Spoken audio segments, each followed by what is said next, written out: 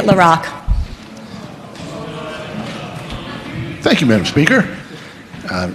Request to speak to the bill. Delegate LaRock, you have the floor. Thank you, Madam Speaker. Inasmuch as we are about to vote on another bill that flagrantly violates the religious freedom of the people of the Commonwealth, I thought it might be worth taking a moment to describe exactly what the bill does.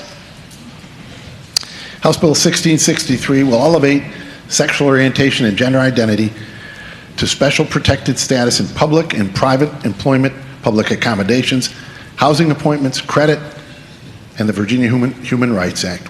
Why? According to the Virginia Department of Human Resource Management, which tracks allegations of discrimination, according to them, between July 1, 2009 and 2019, there have been 0 cases of actual discrimination based on sexual orientation and gender identity.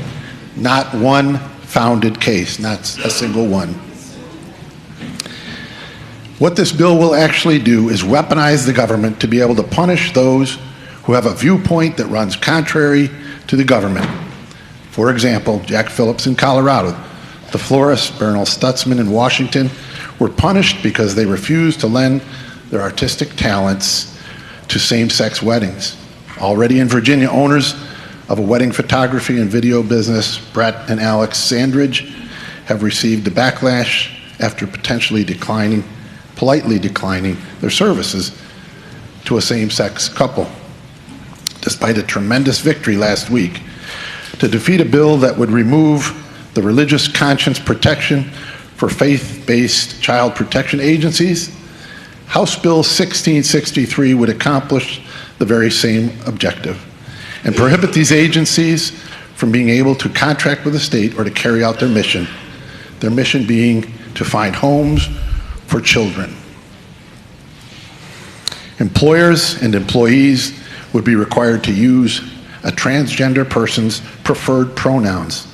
I spoke yesterday of the West Point high school teacher Peter Vlaming, who was fired after a similar policy was passed by the school board because he would not agree to use male pronouns to identify a biologically female student. Even though he was very, very respectful of that student, he was let go. Make no mistake, this bill is intended to dismantle religious freedom and to force a government to make everyone conform to its version of marriage and sexuality. Madam Speaker, members of the body, I looked for the differences between the bill that was passed yesterday, House Bill 1049, and this one. The difference is very, very significant. House Bill 1663, the bill before us, adds new civil cause of action for enforcement by individuals, the Human Rights Commission, and notably the Attorney General of Virginia, including new powers by the Attorney General to investigate claims and to initiate civil suits, and new provisions and hefty fines. Fines up to $50,000 for a first offense, $100,000 for a subsequent offense. Peter Vlaming and others are and will be punished, not only with loss of their job. This clearly intends to go beyond that, but to actually bankrupt those people who are exercising their conscience.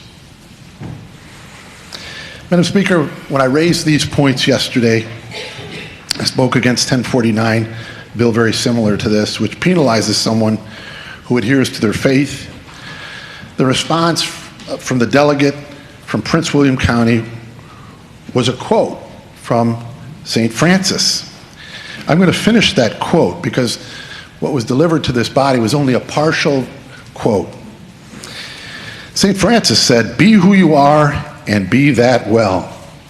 The second half of that quote is, "Be who you are, be that well, to give honor to the master craftsman whose handiwork you are."